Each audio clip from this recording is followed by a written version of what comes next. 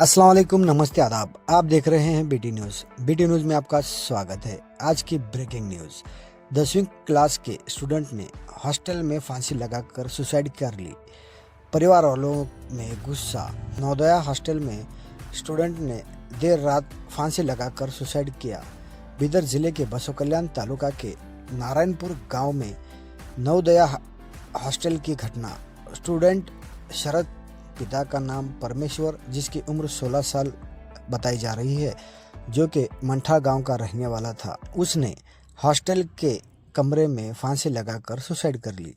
बसो कल्याण तालुका के नारायणपुर गांव में नवोदया हाई स्कूल के हॉस्टल सद्या hospital, veterinary and mother care, general hospital और scanning centre, bus stand road, Kamala restaurant के बाजू में बसो कल्याण का ये है वाकया।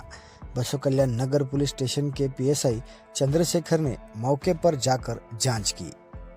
ऐसे ही बड़ी खबरों से जुड़े रहने के लिए हमारे चैनल को लाइक करें, शेयर करें और सब्सक्राइब करें।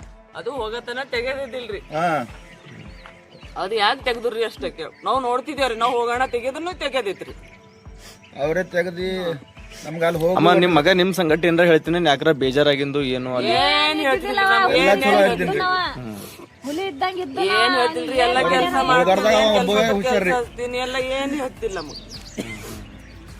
ನಾ ಕಲಿತೀನಿ ಮಮ್ಮಿ, ನಾ ತೆಗಿತಾ ಮಗ ಇಲ್ಲಿ ಟಿ.ಸಿ ಅಂದ್ರೆ ಇಲ್ಲಿ ಮಮ್ಮಿ ನಾ ಸೆಕೆಂಡ್ ಇಯರ್ ತನ ನಾ ಇಲ್ಲೇ ಕಲಿತೀನಿ ಮಮ್ಮಿ, ನಂಗೆ ಇಲ್ಲೇ ಇರೋಲ್ಲ ತನ ಇಲ್ಲೇ ಇರ್ತೀನಿ, ಎಲ್ಲ ಪರ್ಗೂ ಇರ್ತಲ್ಲ ತಾವ ಅಂತಂದ್ ಅದು ಭೀ ಹೇಳೇನ್ರಿ ನಮ್ ಇಲ್ಲೇ ಕಲಿತೀನಿ ಅಂತಂದ್ರಿ, ಕಲಿಯಪ್ಪ ಅಂತಂದೇವ್ರಿ.